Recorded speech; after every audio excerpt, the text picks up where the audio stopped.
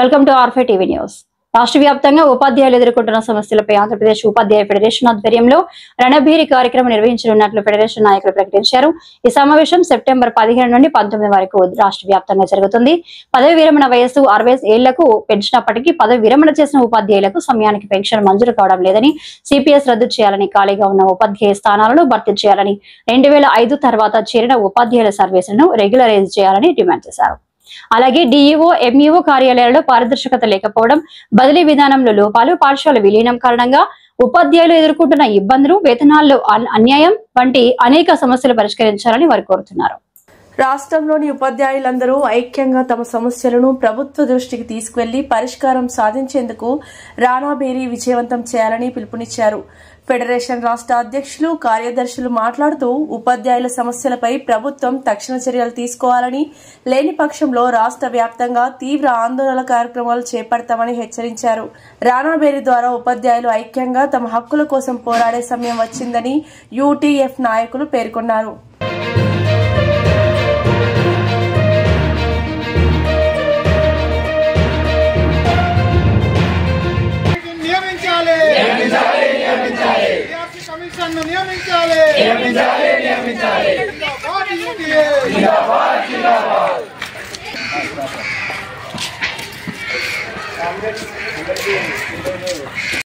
ఆధ్వర్యంలో రాష్ట్ర వ్యాప్తంగా విద్యారంగ ఆర్థిక పరమైన సమస్యల సేకరణ నిమిత్తం ఈ రణబేరి కార్యక్రమాన్ని ఏర్పాటు చేయడం జరిగింది.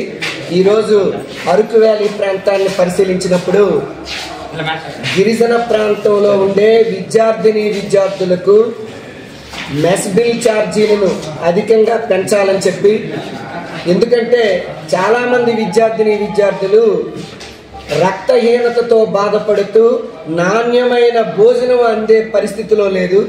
ఈ రాష్ట్ర ప్రభుత్వం ఈ ప్రాంతాలకు అధిక బడ్జెట్ను కేటాయించి వారి ఆరోగ్యాన్ని మెరుగుపరిచే దిశగా మెస్ ఛార్జీలను పెంచాలని చెప్పి, అలాగే ఇటీవల తల్లికి వందనం పేరుతో ఇవ్వడం వలన వాళ్ళ కాస్మెటిక్ ఛార్జీలను కూడా కట్ చేసిన పరిస్థితి. దీనివలన చాలా అనారోగ్య సమస్యలు తలెత్తే పరిస్థితి ఉంది. కాబట్టి కాస్మెటిక్ ఛార్జీలను కూడా వెంటనే పునరుద్ధరించాలని చెప్పి విద్యా ఆర్థిక రంగ సమస్యల పరిష్కారాన్ని కోరుతూ రాష్ట్ర వ్యాప్తంగా సెప్టెంబర్ 15 నుంచి 19వ తేదీ వరకు రణభేరి చెప్పిన బైక్ జాతను ప్రారంభించడం జరిగింది. 5 ప్రాంతాల నుండి ఈ జాత జరుగుతుంది. ఈరోజు 4వ రోజు అరకు వ్యాలీ ప్రాంతానికి చేరడం జరిగింది, ఏఎస్ఆర్ జిల్లా. ఈ సందర్భంగా మేము ప్రభుత్వాన్ని డిమాండ్ చేస్తున్నది ఏంటంటే, ఉపాధ్యాయుల్ని పాఠశాలలో పాఠాలు చెప్పుకోనివ్వండి, పిల్లలకి నాణ్యమైన విద్యను అందించండి అని చెప్పి మేము చాలా సందర్భాలుగా కోరుతున్నాం. అయినా ఈ ప్రభుత్వం అధికారంలోకి వచ్చిన తర్వాత ఏం చెప్పారంటే, మేము యాప్లు రద్దు చేస్తాం అని చెప్పారు.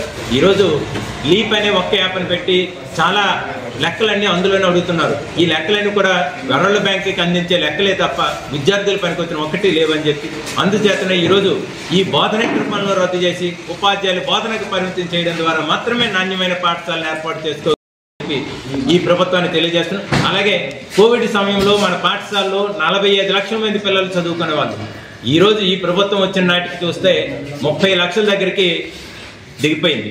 అంటే ఎంత డౌన్ఫాల్ ఎందుకు జరిగిందంటే దీనికి కారణం ఈ బోధనేతర పనుల వల్లనే, బోధన సక్రమంగా చేయనివ్వకుండా, అలాగే ట్రైనింగులు అన్నీ సెలవుల రోజులకు కాకుండా పాఠశాల పనిదినాల్లో చేయడం ద్వారా జరుగుతుంది. అందుకని ఈరోజు ప్రభుత్వాన్ని మేము కోరుతున్నది ఏంటంటే, డిమాండ్ చేస్తున్నది ఏంటంటే, ఈ బోధనేతర పనులు చేసి ఉపాధ్యాయుల బోధనకు మాత్రమే పరిమితం చేయాలని చెప్పి ఈ సందర్భంగా మేము డిమాండ్ చేస్తున్నాం. అదేవిధంగా ఉపాధ్యాయులు చెల్లించాల్సినటువంటి ఆర్థిక బకాయిలు చాలా వరకు పేర్కొని పోయినాయి. గత ప్రభుత్వం రివర్స్ పిఆర్సీని ఇచ్చింది.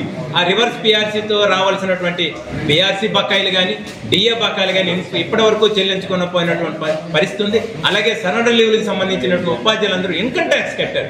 ఇన్కమ్ ట్యాక్స్ కట్టిన కూడా 4 సంవత్సరాలు ఇప్పటికీ చెల్లించలేదు. ఆ ప్రభుత్వం చెల్లించలేదు, ఈ ప్రభుత్వం చెల్లించలేదు. మరి మా ఎప్పుడు ఇలా చెల్లిస్తారని చెప్పి, అలాగే ఇప్పటి వరకు కూడా 12వ పిఆర్సీ కాలం వచ్చి 25 నెలలు గడిచింది. ఇప్పటి వరకు కమిషన్ కూడా వేసుకోలేదు. కమిషన్ వేయనటువంటి దాన్ని ఎప్పుడు మీరు మా పిఆర్సీని అమలు చేస్తారని చెప్పి ఈ ప్రభుత్వాన్ని మేము డిమాండ్ చేస్తున్నాం. వెంటనే పిఆర్సీ కమిషన్ వేయాలా. కమిషన్ వేసిన వెంటనే 29% అయ్యారని ప్రకటన ఉండే ట్రైబల్ వెల్ఫేర్ పాఠశాలలకు అధిక మొత్తంలో నిధులు మంజూరు చేసి ఖాళీలను వెంటనే భర్తీ చేయాలని చెప్పి ఏఎన్ఎంలను నియమించాలని, అలాగే పాఠశాలల్లో ఉండే మౌలిక వసతులు పెంపొందింప చేసేందుకు ఈ రాష్ట్ర ప్రభుత్వం చర్య చేపట్టాలని చెప్పి యూటీఎఫ్ పక్షాన మేము డిమాండ్ చేస్తున్నాం. రాష్ట్ర ప్రభుత్వం ముందు ఈ సమస్యలన్నీ పెట్టి పరిష్కరిస్తే సరే, లేని పక్షంలో రేపు రాబోయే కాలంలో ఒక పెద్ద ఉద్యమాన్ని నిర్మిస్తామని చెప్పి ఈ కూటమి ప్రభుత్వానికి యూటీఎఫ్ గా హెచ్చరిస్తున్నాం.